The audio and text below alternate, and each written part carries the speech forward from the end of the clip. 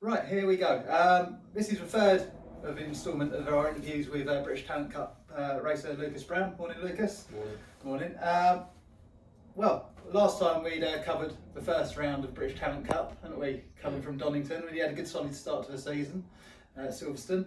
Obviously, going into the second round at Donington a couple of weeks ago now, things changed a little bit for the better, didn't they? So we managed to get a nice little free practice sessions going. I think we finished second and fourth for like a fourth overall, and then qualified sixth, maybe something like that. So we started the race sixth. Yeah, started the race sixth. Got into the front group. Sort of got dragged along for about 12 laps, and then the last 2 laps started battling and managed to work the way to P3, and then at my last lap. Which is obviously where this little beauty here's come from. Yeah. Pride of place on the mantelpiece now.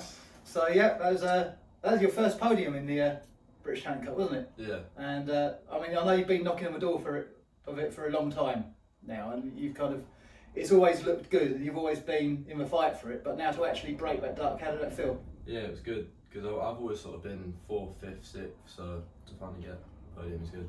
And now you've opened that floodgate. Hopefully, there'll be plenty more to come. Yeah, hopefully. And obviously, that was your first podium, and I think that race 1 was the first win as well for Sonny Mountsie, wasn't it?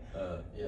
So seeing him come across the line with his reaction, punching the air, it was equalled by yourself. You could see the relief coming out of you as he came across there. Yeah, it was almost like a weight off my shoulders to finally get it done. Yeah, it's showing people that you're there and you are actually a force to be reckoned with on there, I'd say. Obviously, moving on to the Sunday, race 2 came along. Yeah, again, you had another solid race until the last couple of laps, but these things happen. Can you tell us what happened there? So I started 5th this time, and I got a nice turn 1, ended up I think 3rd or something, and then the front 3 started trying to break away, and I towed the 2 people behind me back up, and in the last lap, well, second to last lap, I was coming into Goddard's, slightly offline, and I took the front. Easy done into Goddard's. It's a funny old camber going into there, isn't it? Yeah, so almost one of them where before you even know it, you're on the floor. And has the new surface at Donington played much part to how it all went? Yeah, the new surface made us, I think, like 2 seconds on the lap record or something ridiculous. So it was weird to get used to. A lot more grip, would you say? Or Not more smooth. because I remember Goddard's previously, there were some nasty bumps on the way into Goddard's, so they managed to iron those out a little bit. Most of them are gone. There's still some bumps, but most of them are gone. Ah, brilliant. So I mean, obviously being able to carry a bit more corner speed, a bit more confidence and everything. Well, hopefully this is the start of things to come there. Yeah, So, hopefully.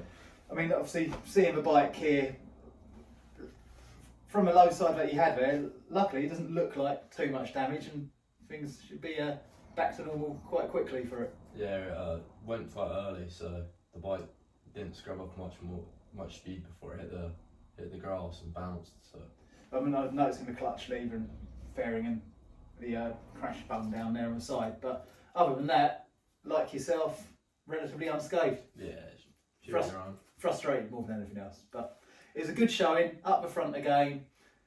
Crashes happen when you're pushing, don't they, sometimes? Yeah, that's the thing. Not much you do. I didn't really do much wrong, but paid the price.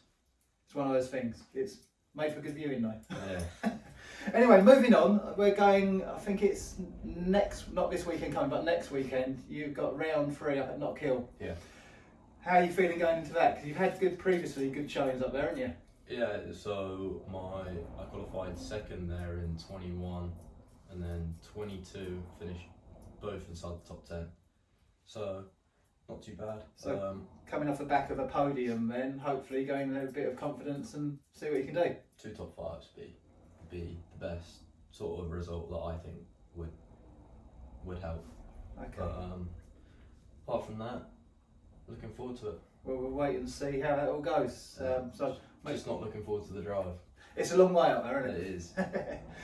So moving on, obviously there is a long break sometimes between British Talent Cup races, and I understand you keep yourself kind of race fit, so to speak, by taking part in the Fab Pit Bike Series. Yeah, so I do that on the most of the weekends when we're not at VSB.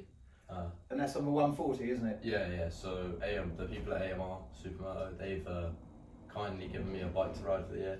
And that can be viewed on, I think it's on Sporty Stuff TV and on YouTube. on YouTube. I think they have their feeds as well, don't they? Yeah, So, it's mainly on YouTube. but from what I've seen of it, I'll be honest with you, they might be little bikes, but the racing is every bit as good as Yeah. the big stuff. It's the people from Fab come up through the ranks to go big time. So like people like Danny Kent, Scott Redding. Yep. Most of the British top level riders came from Fab. And it's proper elbow to elbow stuff, isn't it? Yeah. Have you got any favourite tracks as far as that's concerned?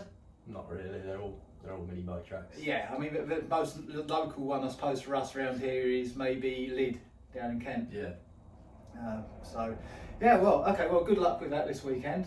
And I know you've got your usual sponsors on board. Yeah. Any particular mentions you'd like to give at the moment?